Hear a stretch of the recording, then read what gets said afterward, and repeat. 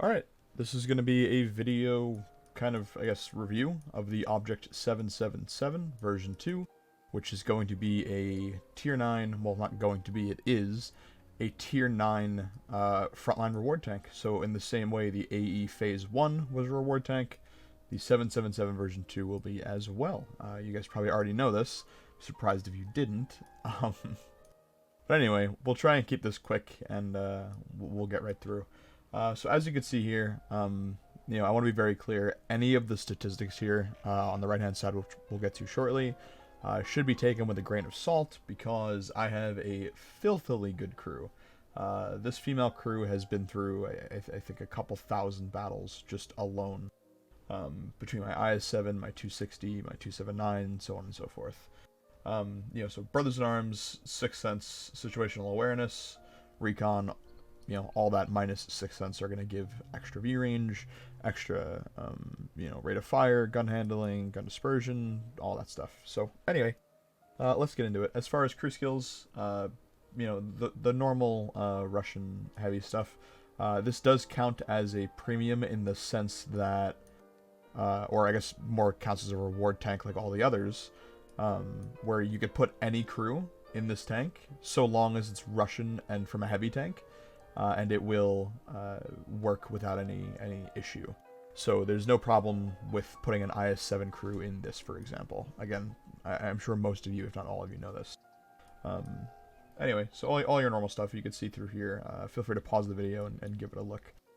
As far as equipment, I tend to run on tanks like this whatever makes the gun more usable.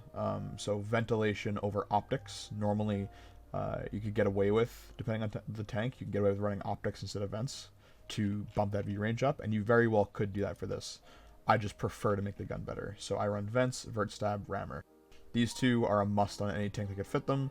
Vertical stabilizer, there's never an excuse to not use it. If you have the opportunity to use a vert stab, use it. There is no excuse. And a gun rammer, generally the same thing.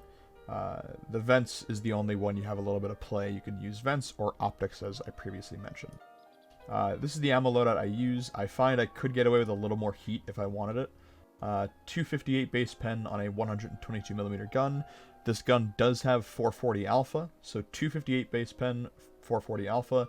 340 heat pen at tier 9 is unequivocally very, very good. 68, almost 70mm of HE is not bad at all, but the heat's really where it comes into its own. 258 against same and lower tiers should be okay, but if you really want consistency, 340 heat will not let you down, in most cases. As with the AE Phase 1, this also gets a standard large repair kit, so there is no cost to this, and you have an infinite amount of them. It's kind of wonderful, I'll be honest. It's really, really great. You have the added bonus of 15% module repair speed, so just by having this, which you can't get rid of it, I don't think. Yeah, you can't. Just by having this, you will repair your tracks 15% faster than you would if you didn't have it. It's very nice. I run food on everything. I find fires are so infrequent, it's not worth, getting rid of the extra bonus to your crew skills, all this stuff. Compared to either the cost or the risk of a fire. Alright, that should cover all this stuff. So, 440 alpha, 258 base pen, 5.5 almost rate of fire, 11-second gun loading time, which is not, completely abysmal. I mean, if we go, let's say, and do this, right? If we go in and we look at, let's say, the T10, and I want to add the T10 to the comparison. We'll go into that really quick. We'll close these out. Grab this. We will do, let's say, all the shit that I have on mine. We'll knock this stuff up to maximum. Run. Oh shit, look at those. They put those in there now. That's cool. What's the difference? Oh, level 1 or level 2. Oh shit. Anyway, sorry, that's a different video. That is a different video. Alright, then we'll do this, run food as well, and call it a day. We have a 9.7 second reload on the T10 for the same alpha and the same base pen. The T10, I think, is a better vehicle. This is more unique with how low profile it is. and how kind of sleek the armor is outside of this gigantic lower plate. You know, it's pretty interesting. But it's definitely not hyper competitive. Like, you're not going to be, you know, pulling monster scores with this tank consistently like you can with the T10. Gun traverse speed's about 30 degrees a second, which is fine. 6 degrees of gun depression, which, you know, is standard on the Object 140. It's really kind of comfy. 2.5 second aim time, 0.37 dispersion. The dispersion, I notice, is really painful. Like, really painful. Combined with the aim time, the gun feels at range not great. It's not an enjoyable thing to use. 24-inch DPM is, like I said, it's okay. This is not an abysmal tier 9. It's just there are a lot of other tier 9s that will kind of shine a little more than this will. 1850 HP, that's fine. Nothing ridiculous. The turn armor is great. The hull armor is nice because it's so sloped. It's just they're great with like a asterisk. There's caveats. With the turret, heat will go through this. The cupolas I find are really, really sensitive. Like if you get even grazed on the cupola, you're gonna get penned. It's not very fun. And the lower plate is a problem, especially when you try and side scrape. And why that's a problem is look at the size of the hull. This is not a small tank. This is a long and thick boy. And if you side scrape, you're going to get penned and tracked just like you will in, let's say, the T95. They will go right through here into your lower plate and you are fucked. Unequivocally, you are fucked. But, you know, we'll see just how bad that is in the gameplay section. You'll definitely bounce a lot. I've bounced, you know, 2K semi-regularly in this vehicle. As far as the mobility, 40 km/h top speed, which isn't too terrible. I definitely feel like I get close to it, at least like 35 on most ground, with a 15 km/h reverse speed, which is okay for a heavy tank. It's not bad. About 20 is what I consider like pretty good. So 15 is, you know, it's good. It's okay. Concealment, you know, for a heavy tank with like 2 people running camo is actually not terrible. It's actually not awful. You could be a little sneaky boy in this, especially with how low profile it is. Now, the view range is where this thing sucks big PP. Big PP. It's not very good. 380 base view range is kind of terrible. And with food, vents, and a great crew, I still don't have the magical 445 view range. This is where, if you want to, you could definitely switch out optics for, vents for optics, my bad. Vents for optics, and you definitely get over 445. It'd be quite nice. However, like I said, I prefer to help the gun because I think it needs it. But, that should handle the garage portion. If you guys have any more questions, feel free to put them in the comments, and I'll try to answer them. I know my YouTube content is not really something that happens too regularly, because, you know, I am just particularly lazy. Anyway, jokes aside, well, call it a joke or not, let's play a game, and you guys can see what it performs like in a standard battle. See how long the queue time is at 2:18 p.m. on March 13th. We'll see what happens. Hopefully the game will be okay. But I tend to prefer doing these live, like unedited, because I think it gives more of a realistic depiction of, you know, I'm not cherry picking the best game. This is just, we're in a battle, you know? And I know, that said, it's not necessarily super representative because of the crew I have, but I think in this specific instance, it's okay enough and should give you a general sense of how it performs. Okay, so we've got live oaks with 1 artillery, 4 tank destroyers. 2 of them I'm horrified of, being the E3 and the 183. 277, Super Conch, Batchat, 140. E75, we have 277 Super Conch. That's normal. Pretty comparable game for the most part. We're going to play City. I'm going to default load heat with the intent of seeing either the Super Conch or 277, E75, WZ14, any of that stuff. I would play south, but 6 degrees of gun depression, I feel you really start to kind of notice when you're trying to play south on live oaks. I've played about 30 games in this vehicle so far, and I suppose the question everyone is going to be asking if they're watching this video is, what should I get first? What tier 9 reward tank should I get first? The Char for sure, the 777, or the AE Phase 1? And based on some other CC's opinions, because I've never played the AE Phase 1, I didn't grind it out, we're going back to base. Based on other kind of opinions, the AE Phase 1 seems to be the best one of all three.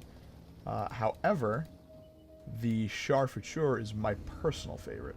So for my order, I'm going to grab the Char, the AE, and then the 777 in that order. But for most people, the opinion seems to be the AE Phase 1 first, then the Char or 777. It's really up to you at that point, but the AE Phase 1 seems to be the first option.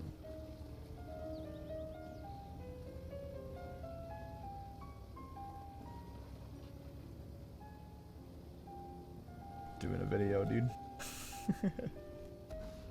I would play City, like I said, but having the AFK 4K5, the other two guys sitting in base, the 704, I think, suiciding to mid, and the Progetto, I don't think it's particularly worth.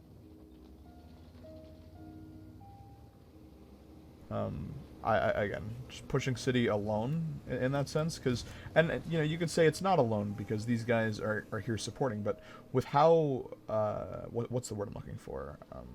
Cluttered the city is, I find it's not particularly useful support, because there are so many buildings and objects in the way that end up facilitating some issues with anybody like kind of shooting into it. So the 704, the Progetto, these guys a lot. But sometimes these are how the games go. And this is again why I like sort of playing that first game and just putting it in one video. I find it, gives a little bit more of a realistic expectation. But we'll see if they commit. I wouldn't expect the E3 and 183 to have pushed. I think they're going to be sitting on their respective sniper hill, sort of at like E2, E3. Or they could be sitting at G4 at the house. You could see I'm aiming at it on the map. Oh, AMX-30. There's a shot there.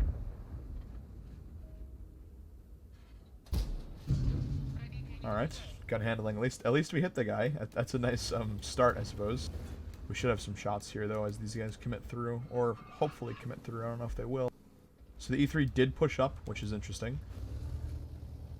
Our E3 is holding the line, and there's our horrifying gamer.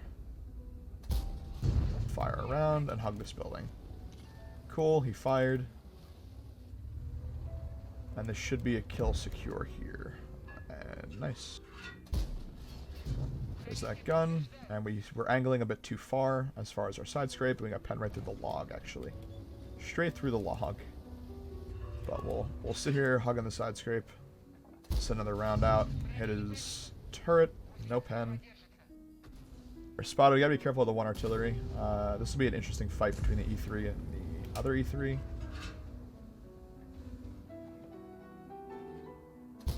Send one straight through his upper plate with heat. This is where a little bit more heat would be really beneficial. We'll poke out here in 2 seconds. Just send one more in. Oh, wow. Okay, I don't know where that went, but alright. That's unfortunate. We gotta deal more damage to this guy before he gets too close. Otherwise, we're really screwed. Nice. Good shooting by E75 behind me. I have 440 alpha, so this should let me secure a kill on the 277, provided he doesn't get into this building. Although, we're gonna poke out and kill the ET95 to protect our flank. He committed right over on us. That's fine, because he bounced. Our E75 needs to poke and kill him. That would be ideal. But we should be able to send one through his upper plate now. Great kill. E3 died in a rather advantageous position for us by giving us some nice cover here. I can use this against the E3. I'm actually just going to wait here. I'm a little worried about poking him. Yeah, I can't risk losing my HP. Actually, I guess I could have in this instance. We are not as close as it seemed. Alright, let's commit now. That was a shame. It was kind of a boring game, but we did what had to be done, I feel. We could load AP now. No need for heat. Never mind, we could have actually traded HB. We could have traded. I just wanted to save it in the event. I can get in and, like, semi-solo farm these guys. But that's not what's gonna happen. That's right into my lower plate. I fire extraordinarily poorly. I will just commit. Oh well.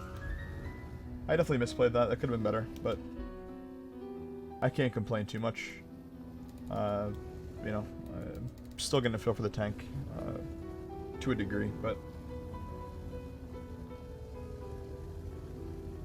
we'll see.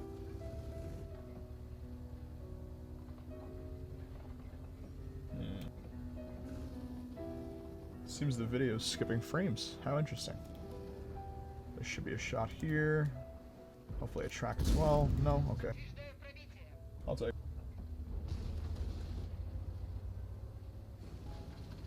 But we'll see what happens. Nope. Okay, cool. Now there's just an artillery left who could be in town. Did they clear out base? Yeah, I think he is. He's got to be in that corner. And he is. Okay. Oh, come on, come on, come on, come on. Beautiful. No. What?